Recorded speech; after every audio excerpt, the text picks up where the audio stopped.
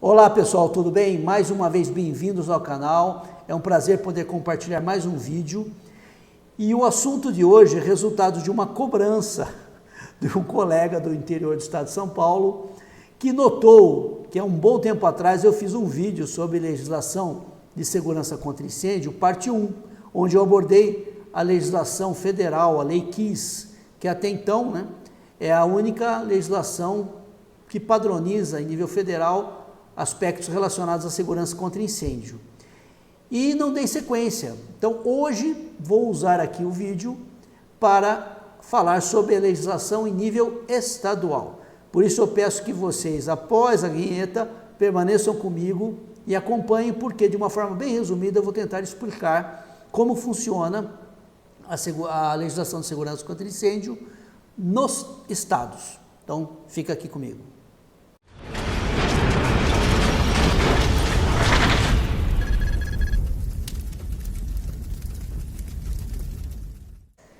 Muito bem, antes de mais nada, antes de entrar no assunto propriamente dito, gostaria de pedir àqueles que ainda não o fizeram, que se inscrevam no canal. Se gostarem do vídeo, curtam o vídeo, comentem também, perguntem, que isso é importante. Se quiserem receber avisos dos próximos vídeos, cliquem no sininho e principalmente compartilhem o vídeo para que ele ganhe relevância e assim possa ajudar outras pessoas, ok? Então vamos lá para o vídeo.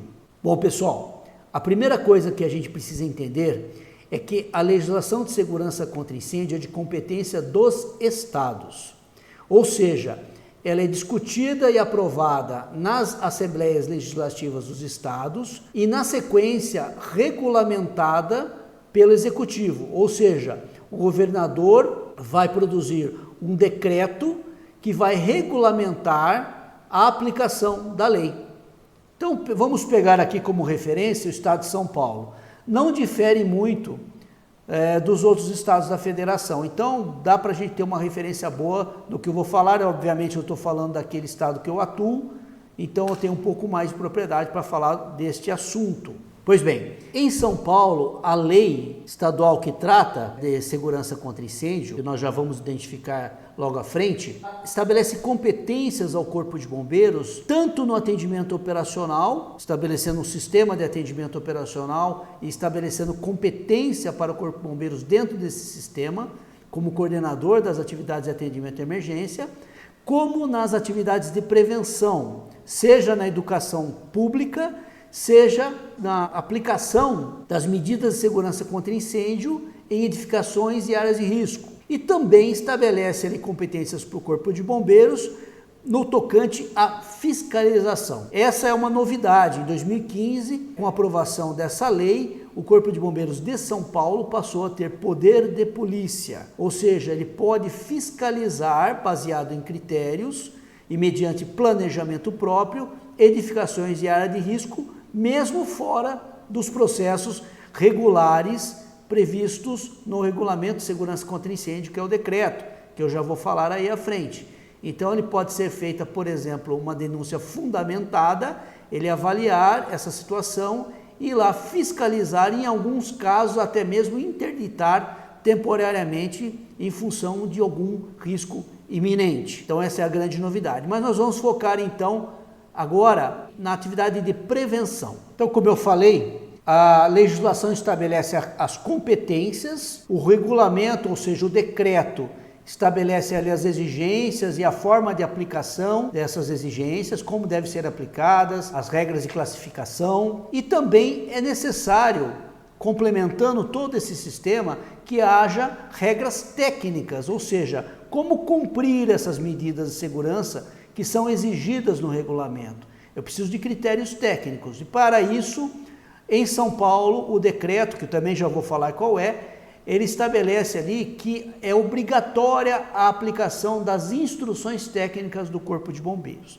Essas instruções técnicas, elas são baseadas basicamente em normas da ABNT. Muitas ali adotam uma norma da ABNT com complementações, outras adotam integralmente, outras transcrevem com as alterações algumas normas da ABNT. E também, em alguns casos, quando há uma norma internacionalmente consagrada, são aceitas então essas normas para projetar e executar as instalações relativas às exigências do decreto. Então, reforçando, o decreto estabelece quais as medidas de segurança contra incêndio exigidas, em função de critérios. Os principais critérios são a altura, a área construída, a ocupação e a carga de incêndio. Então, em função disso, eu terei ali as medidas exigidas para cada edificação e área de risco. E as normas estabelecem como, então como devem ser projetadas, executadas as medidas de segurança contra incêndio. Então agora, para ficar mais prático, mais visual, né, eu vou aqui apresentar então em São Paulo como que funciona isso. Então nós temos aqui a Lei Complementar 1257 de 2015, que é conhecida como Código Estadual de Proteção contra Incêndios e Emergências, que ela, como eu disse, estabelece as competências. Nós temos o decreto estadual, que está em vigor atualmente aqui em São Paulo, na data da produção desse vídeo, que é o decreto 63911 de 2018. Então, esse decreto estabelece, então, ali as classificações, as exigências para cada edificação e área de risco, né? O que se deve exigir em termos de segurança contra incêndio.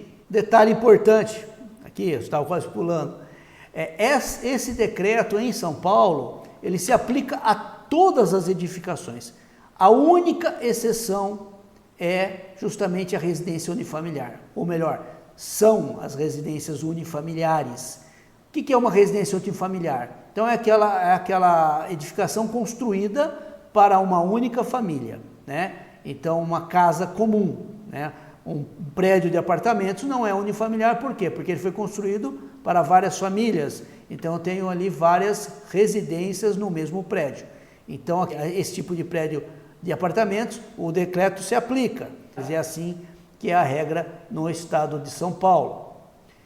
E esse decreto, ele, como eu disse, ele traz critérios. Então, o primeiro critério importante, aqui é só um recorte de uma tabela, é a tabela de classificação de ocupações, onde ele dá o grupo e a divisão de cada ocupação, e você utiliza isso para fazer os enquadramentos dentro do decreto. Não é o objeto de hoje, senão ficaria um vídeo extremamente longo, mas é um dos critérios importantes que está, melhor dizendo, no regulamento. E aí eu tenho as tabelas de exigências. Então, para cada grupo desses, para cada divisão, eu terei ali uma discriminação, né? Vai ser discriminado aquilo que será exigido para aquela edificação. Com relação às normas, né? Aqui nós temos um modelo, né, da norma vigente no estado de São Paulo, que é referenciada no decreto, que é de aplicação obrigatória, que é a instrução técnica. Aqui eu estou colocando como exemplo a instrução técnica número 11, que é de saídas de emergência. Nós temos aí mais de 40 instruções técnicas. Eu vou deixar aqui na descrição um link para acessar tanto a legislação, quanto o regulamento, quanto as instruções técnicas. Vocês poderão acessar por esse link no site do Corpo de Bombeiros do Estado de São Paulo. Nós temos também as normas da ABNT, que são referenciadas nas ITs. Muitas vezes elas são indicadas para que sejam lá verificadas os critérios nas normas da ABNT. Então aqui eu tenho um exemplo de uma norma que é de detecção e alarme de incêndio. E também a possibilidade de aplicar aqui uma norma estrangeira. Normalmente as normas estrangeiras são aceitas por serem consagradas mundialmente. Então, o que é a mais aplicada, inclusive escolhi como exemplo aqui, é a norma para chuveiros automáticos, né? Que em inglês aí são os sprinklers, sistemas sprinklers, ok? Então, a NFPA 13 é uma norma americana. Ela é muito utilizada, mundialmente reconhecida e pode, inclusive, ser aceita como uma norma de aplicação aqui no estado de São Paulo para as exigências. Embora tenhamos tanto uma IT, quanto uma instrução técnica, quanto uma norma da ABNT que trate deste assunto. Então, finalizando, todo esse processo é tramitado atualmente de forma eletrônica, totalmente eletrônica, pelo sistema Via Fácil Bombeiros. Aqui eu tenho um print da tela do sistema Via Fácil Bombeiros de São Paulo, por onde todos os processos são tramitados e avaliados pelo Corpo de Bombeiros. Então o vídeo foi curto, essa aqui é uma apresentação rápida, espero que tenha sido aí bem objetiva e clara. E eu vou pedir para vocês, caso tenham alguma dúvida, coloquem aqui nos comentários e verifiquem nos estados, né? Eu sei que muitas pessoas que nos acompanham são de outros estados, verifiquem se as regras são similares ao estado de São Paulo. Sempre é bom atentar para o funcionamento, né, as competências nos estados, tá? Cada um tem a sua particularidade. Não são muito diferentes do São Paulo, mas a gente sempre recomenda que procure aí o Corpo de Bombeiros local ou o site do Corpo de Bombeiros para se informar melhor. Então, muito obrigado pela atenção. Se você puder e se quiser, dá uma curtida aí, compartilha para mim, que isso aumenta a relevância do conteúdo. Ok? Abraço a todos.